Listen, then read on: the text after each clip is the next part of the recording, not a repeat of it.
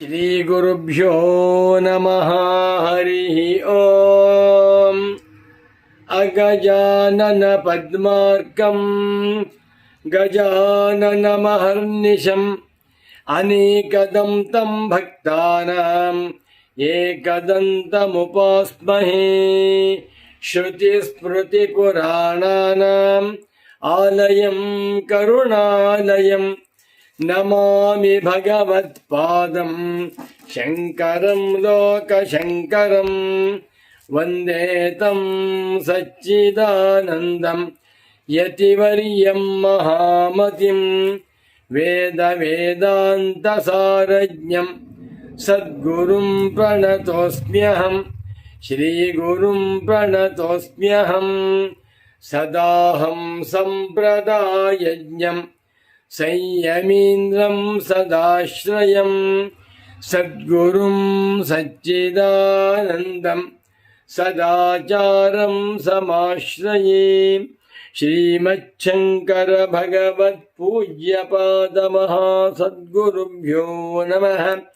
ಶ್ರೀ ಶ್ರೀ ಸಚ್ಚಿದಾನಂದೇಂದ್ರ ಸರಸ್ವತೀ ಸದ್ಗುರು ಪಾದುಕಾಭ್ಯಾಂ ನಮಃ. ಓಂ ಶಾಂತಿ ಶಾಂತಿ ಶಾಂತಿ. ಶಂಕರ ಭಾನು ಚಾನಲ್ ವೀಕ್ಷಕರಾದ ತಮ್ಮೆಲ್ಲರಿಗೂ ಇಂದಿನ ಕಾರ್ಯಕ್ರಮಕ್ಕೆ ಹೃತ್ಪೂರ್ವಕವಾದ ಸ್ವಾಗತಗಳನ್ನು ಕೋರುತ್ತಾ ಕಾರ್ಯಕ್ರಮವನ್ನು ಪ್ರಾರಂಭ ಮಾಡೋಣ. ಈಶಾವಾಸ್ಯೋಪನಿಷತ್ತಿಗೆ ಭಾಷ್ಯವನ್ನು ಬರೆಯುವಾಗ ಪ್ರಾರಂಭದಲ್ಲಿ ಶ್ರೀ ಶಂಕರಾಚಾರ್ಯರು ಒಂದು ಅವತರಣಿಕಾ ಭಾಷ್ಯವನ್ನು ಬರೆದಿದ್ದಾರೆ. ಈಶಾವಾಸ್ಯೋಪನಿಷತ್ತಿಗೆ ಅವತರಣಿಕಾ ಭಾಷ್ಯ. ಅಲ್ಲೊಂದು ವಾಕ್ಯ, ಏತೇ ಮಂತ್ರಾಃ ಸ್ವಾಭಾವಿಕಮಜ್ಞಾನಂ ನಿವರ್ತಯಂತಃ ಶೋಕಮೋಹಾದಿ ಸಂಸಾರ ಧರ್ಮ ವಿಚ್ಛಿತ್ಯ ಸಾಧನಂ ಆತ್ಮೈಕತ್ವಾದಿ ವಿಜ್ಞಾನಮುತ್ಪಾದಯಂತಿ. ನಮೋ ನಮಃ ಶಂಕರ ಪಾದುಕಾಭ್ಯಾಂ. ನಾವುಗಳು ಉಪನಿಷತ್ ಮಂತ್ರಗಳನ್ನು ಯಾಕೆ ಅಧ್ಯಯನ ಮಾಡಬೇಕು? ಈ ಶಾಖೇನ ಕಠ ಮುಂಡಕ ಪ್ರಶ್ನ ಮುಂತಾಗಿ 14 ಉಪನಿಷತ್ತುಗಳಿವೆ. ಉಪನಿಷತ್ತುಗಳಲ್ಲಿ ಅನೇಕ ಮಂತ್ರಗಳಿವೆ. ಈ ಮಂತ್ರಗಳನ್ನು ನಾವು ಅಧ್ಯಯನ ಮಾಡಿ ಅರ್ಥವನ್ನು ತಿಳಿದುಕೊಳ್ಳುವುದರಿಂದ ನಮಗೆ ಆಯುಷ್ಯ, ಆರೋಗ್ಯ, ಐಶ್ವರ್ಯ, ಕೀರ್ತಿ, ಪ್ರಶಸ್ತಿ, ಅಧಿಕಾರ, ಸ್ವರ್ಗಲೋಕ ಸಿಕ್ಕತ್ತಾ? ಇಲ್ಲ, ಯಾವುದೂ ಸಿಕ್ಕೋದಿಲ್ಲ. ನೀವು ವೇದಾಂತ ಶಾಂಕರ ಭಾಷಾ ಗ್ರಂಥಗಳನ್ನು ಅಧ್ಯಯನ ಮಾಡಿ ಅರ್ಥವನ್ನು ಅನುಸಂಧಾನ ಮಾಡ್ತಾ ಬಂದರೆ ಆರೋಗ್ಯ ಬರೋದಿಲ್ಲ, ಆಯುಷ್ಯವೂ ಜಾಸ್ತಿ ಆಗೋದಿಲ್ಲ, ಪ್ರಾರಂಭ ಹೇಗಿದೆ ನಡೀತಾ ಇರುತ್ತೆ. ಹಾಗಾದರೆ ಏನು ಪ್ರಯೋಜನ ಅಂತಂದರೆ, ವಿಜ್ಞಾನಮುತ್ಪಾದಯಂತಿ. ನಮ್ಮ ಅಂತಃಕರಣದಲ್ಲಿ ಒಂದು ಆತ್ಮಜ್ಞಾನವನ್ನು ಉಂಟು ಮಾಡುತ್ತವೆ. ಶ್ರವಣ ಆತ್ಮಾವಾರೇ ದ್ರಷ್ಟವ್ಯ ಕಥಂ ಶ್ರೋತವ್ಯ ಮಂತವ್ಯ ನಿಧಿಧ್ಯಾಸಿತವ್ಯ. ಮತ್ತೆ ಮತ್ತೆ ವೇದಾಂತ ವಾಕ್ಯಗಳನ್ನು ಕೇಳುತ್ತಾ ವೇದಾಂತ ಪ್ರವಚನಗಳನ್ನು ಕೇಳುತ್ತಾ ಇದ್ದರೆ ಸ್ವಾಭಾವಿಕವಾಗಿರುವ ಅಜ್ಞಾನವನ್ನು ಈ ಪ್ರವಚನಗಳು, ವಾಕ್ಯಗಳು, ಉಪನಿಷತ್ ಮಂತ್ರಗಳು ನಿವರ್ತಯಂತಿ, ನಾಶ ಮಾಡಿ ಬಿಡುತ್ತವೆ. ಯಾವುದನ್ನು? ಸ್ವಾಭಾವಿಕವಾಗಿರುವ ಅಜ್ಞಾನವನ್ನು, ಸ್ವಾಭಾವಿಕವಾಗಿರುವಂಥ ಅವಿದ್ಯೆಯನ್ನು, ಸ್ವಾಭಾವಿಕವಾದ ಅಧ್ಯಾಸವನ್ನು ಈ ಉಪನಿಷತ್ ಮಂತ್ರಗಳು ನಿವರ್ತಯಂತಿ. ನೋಡಿ, ಪ್ರತಿದಿನವೂ ಕೂಡ ನಾವುಗಳು ಎಕ್ಸಸೈಸ್ ಮಾಡ್ತಾ ಬಂದರೆ, ವ್ಯಾಯಾಮವನ್ನು ಮಾಡುತ್ತಾ ವಾಕಿಂಗ್ ಮಾಡ್ತಾ ಬಂದರೆ ಎಲ್ಲ ರೋಗಗಳು ಪರಿಹಾರ. ಪ್ರತಿ ದಿವಸ ಕನಿಷ್ಠ ಪಕ್ಷ 5,000 ಹೆಜ್ಜೆ ವಾಕಿಂಗ್ ಮಾಡ್ತಾ ಬಂದರೆ ತಲೆನೋವು, ಕಣ್ಣು, ಮೂಗ್ನೋವು, ಕಿವಿ ನೋವು, ಹೊಟ್ಟೆ ನೋವು, ಕಿಡ್ನಿ ಪ್ರಾಬ್ಲಮ್ಮು, ಹಾರ್ಟ್ ಪ್ರಾಬ್ಲಮ್ಮು ಯಾವುದು ಬರೋದಿಲ್ಲ. ಅದು ಯಾರೂ ಮಾಡೋದಿಲ್ಲ. ಹುಷಾರಿಲ್ಲ ಅಂದರೆ ಡಾಕ್ಟರ್ ಹತ್ರಕ್ಕೆ ಹೋಗಿ 10,000 ರೂಪಾಯಿ ಕೊಟ್ಟು ಮತ್ತೆ ನುಗ್ತಾರೆ. ಪ್ರತಿ ದಿವಸ ಒಂದು ಅರ್ಧ ಗಂಟೆ ಕಾಲ ವಾಕ್ ಮಾಡಪ್ಪ ಮಾಡೋದಿಲ್ಲ. ಅದೇ ರೀತಿಯಲ್ಲಿ ಮನುಷ್ಯರು ಎಲ್ಲ ಸಾಧನೆಗಳನ್ನೂ ಮಾಡುತ್ತಾರೆ. ವೇದಾಂತ ಪ್ರವಚನವೊಂದನ್ನು ಕೇಳುವುದನ್ನು ಬಿಟ್ಟು ಅದು ತಪ್ಪು ಅಂತ ಇದ್ದಾರೆ. ಈ ವೇದಾಂತ ಪ್ರವಚನಗಳನ್ನು ಶ್ರವಣ ಮಾಡುವುದರಿಂದ ನಮಗೆ ಆ ವೇದಾಂತ ವಾಕ್ಯಗಳು ಏನು ಮಾಡುತ್ತವೆ, ಸ್ವಾಭಾವಿಕವಾಗಿರುವ ಅಜ್ಞಾನವನ್ನು ತಳ್ಳಿ ಹಾಕುತ್ತವೆ. ನಾನು ಹುಟ್ಟಿದ್ದೇನೆ, ನಾನು ಸಾಯ್ತೇನೆ, ನನ್ನ ವಯಸ್ಸಾಯಿತು, ನಾನು ಗಂಡು, ಇತ್ಯಾದಿ ಇತ್ಯಾದಿ ದೇಹಾಧ್ಯಾಸ ರೂಪವಾಗಿರುವ ಎಲ್ಲ ಅಜ್ಞಾನವನ್ನು ಕಳೆಯುತ್ತೆ. ಅಜ್ಞಾನ ಹೋಯಿತು, ಅದರಿಂದ ಪ್ರಯೋಜನವೇನು? ಆತ್ಮೈಕತ್ವ ವಿಜ್ಞಾನ ಉತ್ಪಾದಯಂತಿ. ಒಂದು ನಿವರ್ತಯಂತಿ, ಮತ್ತೊಂದು ಉತ್ಪಾದಯಂತಿ. ಹೇಗಿದೆ ಶಾಂಕರ ಭಾಷ್ಯ ವಾಕ್ಯ. ಉಪನಿಷತ್ ಮಂತ್ರಗಳು ಅಜ್ಞಾನವನ್ನು ಕಳೆಯುತ್ತವೆ, ಆತ್ಮೈಕತ್ವ ಜ್ಞಾನವನ್ನು ಉಂಟು ಮಾಡುತ್ತವೆ. ಆತ್ಮೈಕತ್ವ ಜ್ಞಾನ ಉಂಟಾದರೆ ಅದರಿಂದ ಏನು ಪ್ರಯೋಜನ? ನಮಗೆ ದುಡ್ಡು ಸಿಕ್ಕತ್ತಾ? ಮನುಷ್ಯನಿಗೆ ದುಡ್ಡಿನ ಪಿಶಾಚಿ. ಹಣ ಇಂದ ಕೆಲಸ ಮಾಡಪ್ಪ, ಎಷ್ಟು ದುಡ್ಡು ಬರುತ್ತೆ? ದೇವ್ರ ಪೂಜೆ ಮಾಡಯ್ಯ, ಎಷ್ಟು ದುಡ್ಡು ಬರುತ್ತೆ? ಗುರು ಸೇವೆ ಮಾಡು, ಎಷ್ಟು ಸಂಬಳ ಕೊಡ್ತಾರೆ?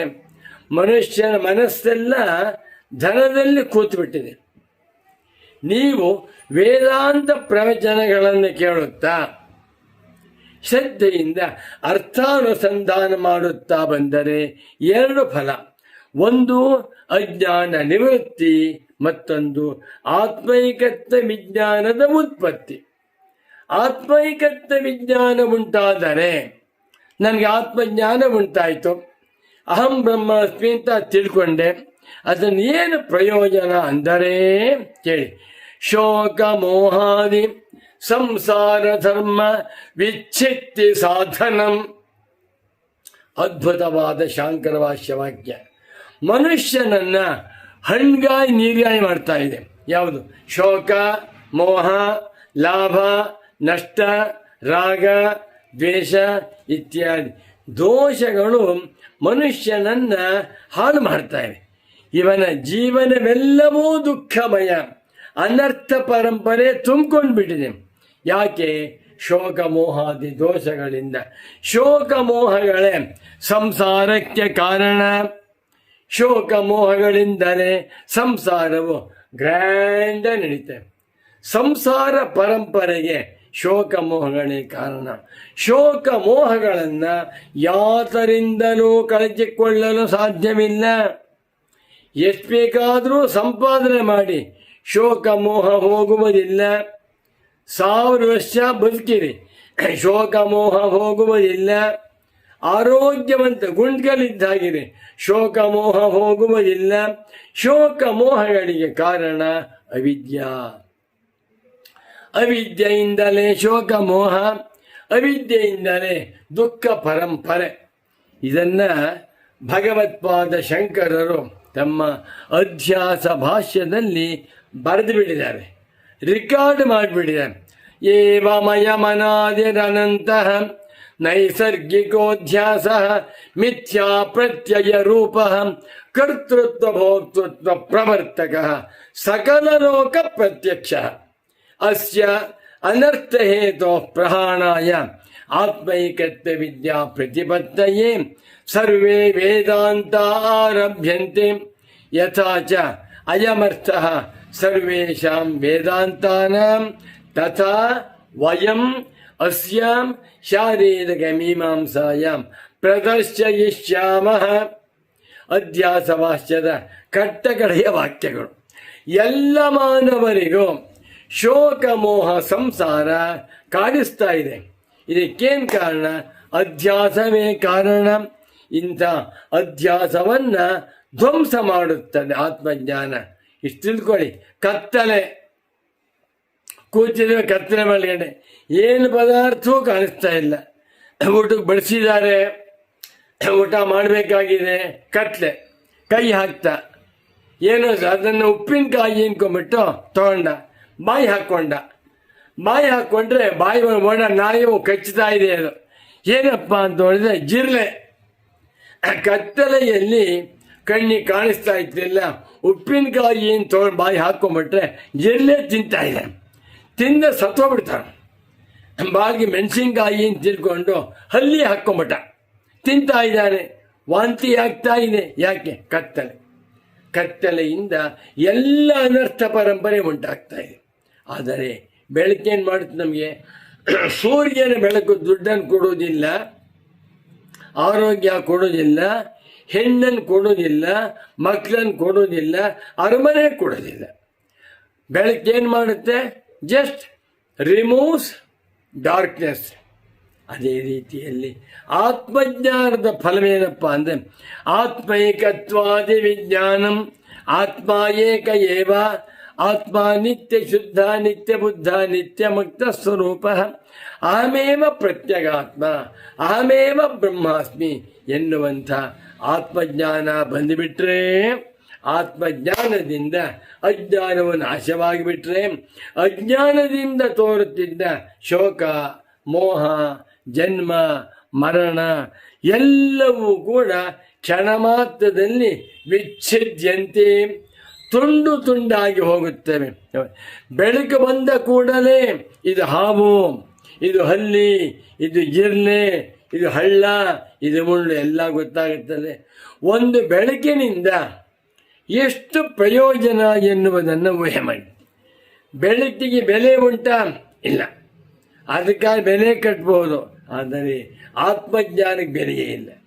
ಆತ್ಮಜ್ಞಾನಂ ಪರಂ ಜ್ಞಾನಂ ನಹಿ ಜ್ಞಾನೇನ ಸದಯಂ.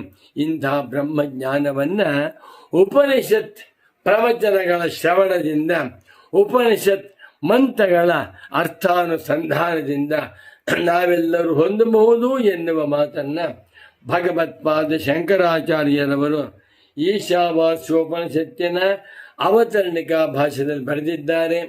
ಭಗವತ್ಪಾದರ ಮಾತಿನಂತೆ ಸಚ್ಚಿದಾನಂದೇಂದ್ರ ಸರಸ್ವತಿ ಸದ್ಗುರುಗಳ ಆಶೀರ್ವಾದದಂತೆ ನಾವೆಲ್ಲರೂ ಹೆಚ್ಚು ಹೆಚ್ಚಾಗಿ ವೇದಾಂತ ಪ್ರವಚನಗಳಿಂದ ಕೇಳೋಣ.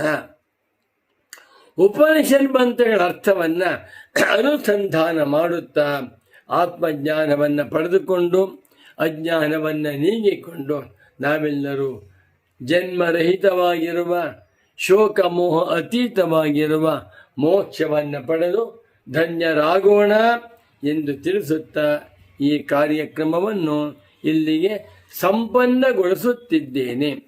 ನಮೋ ನಮಃ ಶಂಕರ ಪಾದುಕಾಭ್ಯಾಂ. ಓಂ ಶಾಂತಿ ಶಾಂತಿ ಶಾಂತಿ.